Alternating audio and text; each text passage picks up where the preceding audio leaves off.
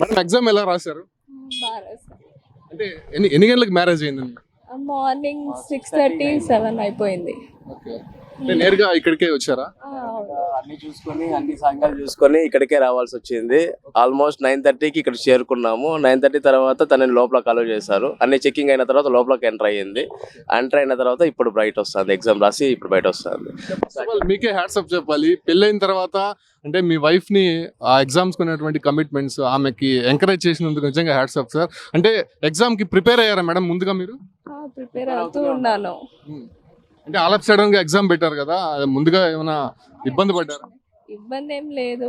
Actually అది plan లోనే ఉంది కదా, 23rd ఎగ్జామ్ అని. 23rd మ్యారేజ్ అని కూడా ఫిక్స్ అయిపోయింది నవంబర్ లోనే. ఓకే. ఎగ్జామ్ ఎలా టఫ్ గా వచ్చిందా? లేదు, బాగానే వచ్చింది, బాగానే ఉంది. ఇంకా మిగతా వాళ్ళ ఒపీనియన్ ఎలా ఉందో నాకు తెలియదు. Thank you madam, congratulations.